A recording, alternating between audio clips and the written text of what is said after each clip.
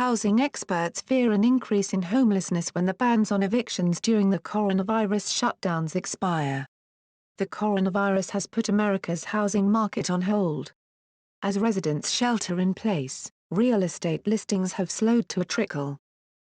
State and federal policymakers, facing an unprecedented spike in unemployment and a pandemic simultaneously, have banned evictions to ease economic hardship during the crisis. But eventually all of this will have to end. When the eviction bans expire, millions of Americans will find themselves on the hook for months of back rent. 30 million Americans, overwhelmingly the poor and renters, are newly jobless as unemployment hits previously unthinkable levels. Eviction moratoriums are a great first step, but there's a lot of evidence that landlords are still filing for eviction, said Megan Hatch, a professor at Cleveland State University who studies urban policy. When these restrictions are lifted, a huge number of people could be evicted right away. May 1st is the second rental due date since the start of the COVID-19 pandemic. Millions of renters will have to choose between paying their rent and buying essentials.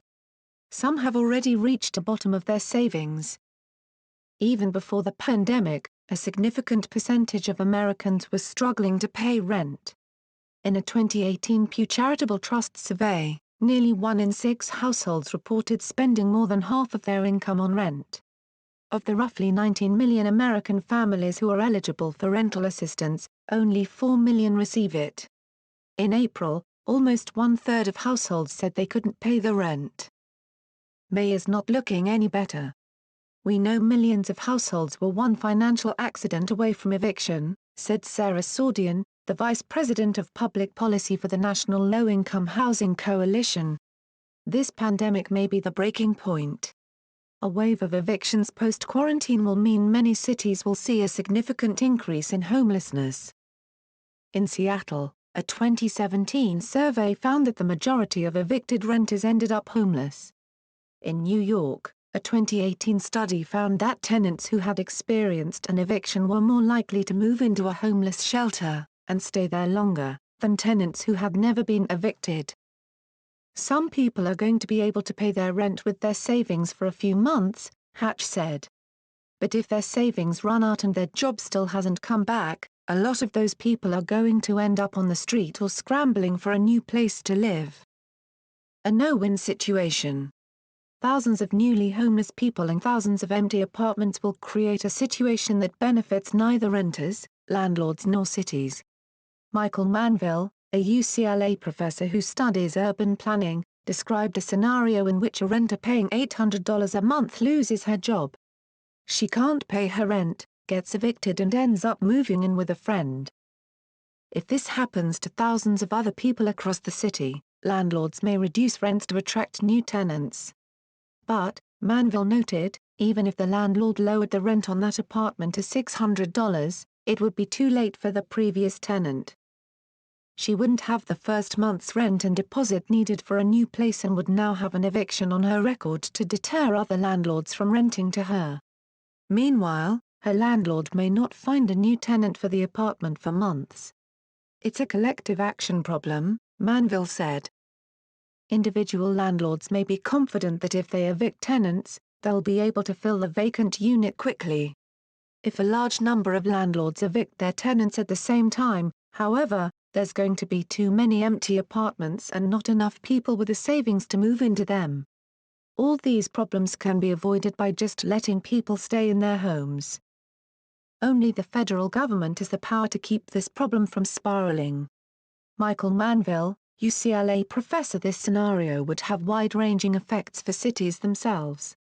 High vacancy rates make it harder for developers to build new homes because banks won't want to finance construction in places tenants aren't paying rent. The social effects, too, may be long-lasting. Hatch noted that evicted tenants are more likely to lose their jobs, if they're still employed in the first place. Their children show worse academic performance.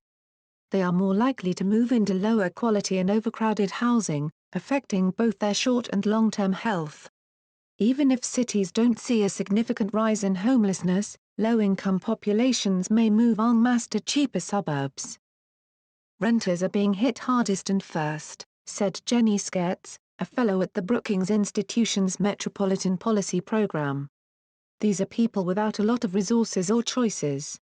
It's not clear that when this is over they can move someplace else. They're going to live wherever they can afford to. A federal challenge. The severity of the coronavirus-driven housing shock will depend on the steps policymakers take to prevent it. At the federal level, the National Low-Income Housing Coalition is asking Congress to include $100 billion in emergency rental assistance in the next economic stimulus package. This would cover back rent for tenants so they aren't evicted as soon as local governments lift the temporary bans. The non-profit organization is also asking for $70 billion in infrastructure spending to retrofit public housing to help reduce health conditions that make residents more susceptible to COVID-19. States and cities could also do their part. Gary Painter, the director of the University of Southern California's Sol Price Center for Social Innovation, said lawmakers could ban rent increases during the pandemic and its economic aftermath. They could also provide low-interest, long-term loans for renters and landlords to cover costs and help renegotiate lease terms, a process that is relatively routine in other parts of the housing market. If you own a strip mall and all of a sudden you lose 2 tenants, it's not unusual to renegotiate new terms with your financial backers, Painter said. Cities could extend the same principle to their residential housing by expanding their legal assistance programs or initiating large-scale negotiations between landlord and renter representatives. The most important factor in all of these efforts will be keeping Americans in their homes as long as possible. A rise in homelessness is not only a moral catastrophe for cities but also a fiscal one. Nearly every study on the costs of homelessness finds that it is cheaper to prevent evictions than to mitigate their fallout. A 2018 study found that every eviction cost New York City roughly $8,000 in medical care, homeless services and lost wages. It makes a lot of sense for the Congress to beef up the money flowing to the typical American, especially lower-income Americans, Manville said.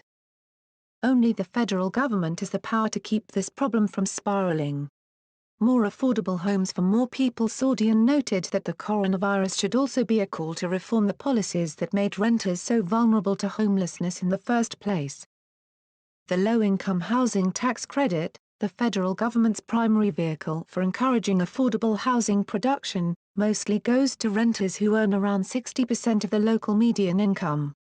In some cities, households earning as much as $117,400 are eligible for subsidized housing.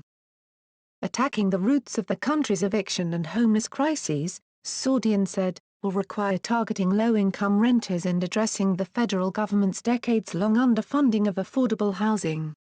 The housing shortage is almost entirely at the low end of the income spectrum, Sordian said.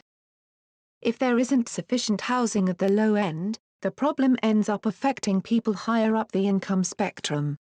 The coronavirus may also provide an opportunity for cities to solve the other driver of the housing crisis, the near impossibility of building more homes in overgrown cities. We basically stopped building housing in 2008, said Jeff Tucker, an economist for real estate listing site Zillow. We have this huge housing deficit at the same time we have several million extra people in their 30s who are disproportionately renting right now and trying to transition to home ownership. If cities don't address this mismatch, the country could return to its trajectory of soaring home prices relatively quickly after the pandemic is over, or maybe even before. Tucker said that Zillow's web traffic fell roughly 20% at the start of the pandemic but is now 20% higher than it was last year. Virtual tours of homes have increased 7-fold. Some of this increase is due to Americans having more time to browse real estate listings, but it may also indicate that some potential home buyers, especially affluent ones, plan to use the drop in demand to climb onto the housing ladder. If rents and prices continue to climb as they did before the pandemic, they will only increase the displacement and homelessness risks. The pandemic should be a call for cities to rethink their economic structures, Sketz said. This crisis makes it clear that housing has implications for our health, Sketz said. We need to keep reminding people that everyone deserves good quality housing not just for a pandemic but for everything that happens afterward.